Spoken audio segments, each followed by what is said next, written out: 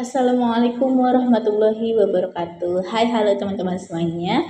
Perkenalkan, nama saya Anissa Nida Pasca dengan NIM G0025056 dari kelompok B5. Di sini saya akan menjelaskan tentang anatomi sitospasialis atau anatomi dari wajah. Itu mulai dari saya akan membahas otot-ototnya, muskulus-muskulusnya, dan juga neurovaskularisasi. Nah, kita mulai dari otot-ototnya dulu. Nah, jadi ada 3 kelompok, nanti ada kelompok orbitalis, kelompok nasalis, dan juga kelompok oralis. Di sini kita akan mulai dulu dari kelompok orbitalis. Nah, kelompok orbitalis ini adalah otot-otot yang ada di daerah mata. Jadi ada 2 muskulus di sini, yakni ada orbicularis oculi dan juga musculus corrugator supercilii.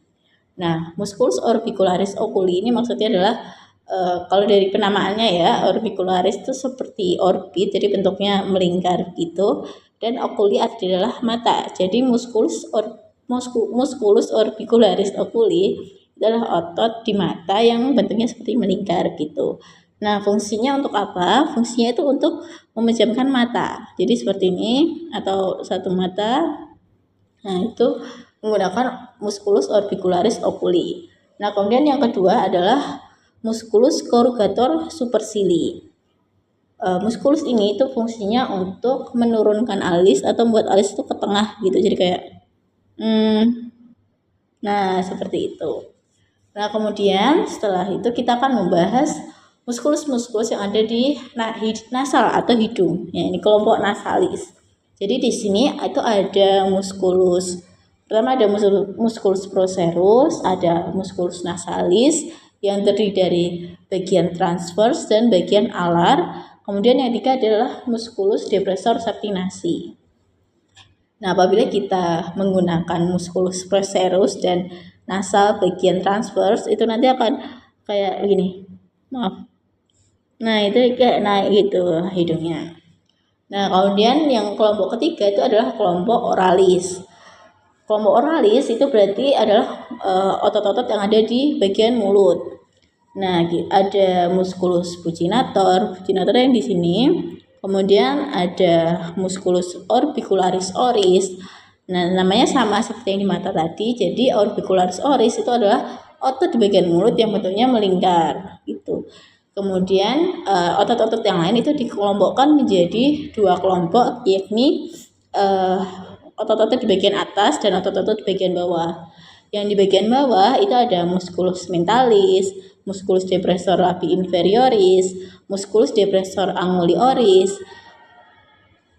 Dan kemudian yang di bagian atas itu nanti ada musculus lisorius, ada musculus zygomaticus major, ada musculus zygomaticus minor, ada musculus levator labii superioris, ada musculus levator labii superioris alecunasi, dan musculus levator anguli oris. Nah, di sini saya akan memperagakan kalau misal kita menggunakan musculus orbicularis oris itu seperti. Nah, kalau misal kita memadukan orbicularis oris dan buccinator itu nanti akan seperti ini. Ini membulat dan sini. Nah, seperti itu. Kemudian kalau musculus risorius itu saat kita tersenyum. Nah, senyum-senyum yang cantik itu dari musculus risorius ini. Nah, seperti itu. Kemudian selain 3 kelompok tadi itu ada kelompok lain dari muskulus yang ada di situs facialis ini. Nah, jadi muskulus ini itu tidak berada di regio facialis atau bagian muka, tapi tetap dipersyarafi oleh nervus facialis atau nervus ketujuh. Nah, ini terdiri dari musculus platysma. Musculus platysma di sini mohon maaf. Kemudian ada musculus auricularis, nanti ada musculus auricularis anterior, superior, dan posterior di dekat telinga ya. Dan kemudian ada musculus occipitofrontalis. Nah, kemudian yang di gambar kanan, teman-teman bisa lihat itu adalah musculi masticatores.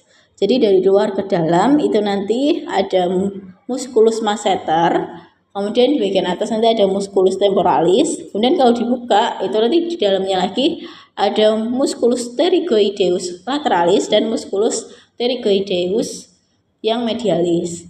Nah, 3 muskulus itu musculus masseter, musculus temporalis, dan musculus pterygoideus yang medialis itu adalah otot-otot yang termasuk musculus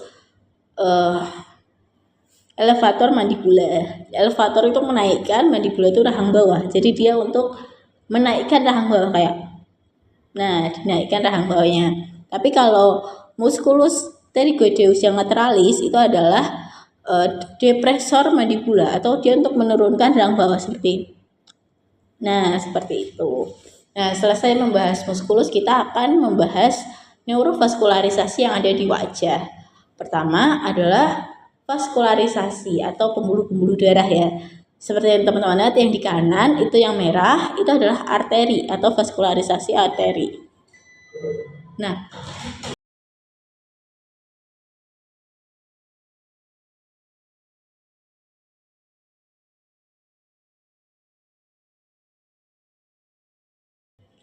kemudian lanjut saja untuk yang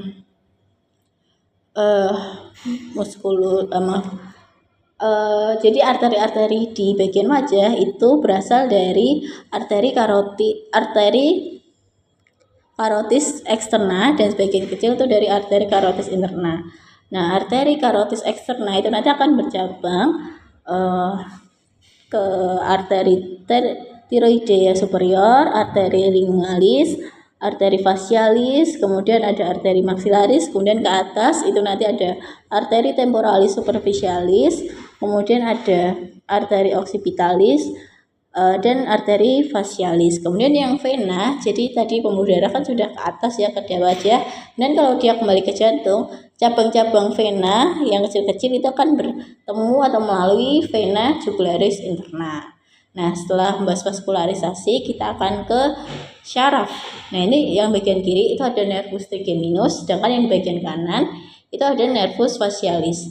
Nervus trigeminus atau nervus ke-5 itu nanti untuk fungsinya untuk sensorik, jadi untuk merasakan rangsangan dari luar, sentuhan dan lain sebagainya. Sedangkan nervus yang facialis itu nervus motorik wajah. Jadi nervus-nervus ini akan menginervasi otot atau muskulus yang sudah kita sebutkan tadi untuk membentuk ekspresi-ekspresi wajah. Nah, mungkin sekian presentasi dari saya. Kurang lebihnya saya mohon maaf. Wassalamualaikum warahmatullahi wabarakatuh. Ya teman-teman, terima kasih.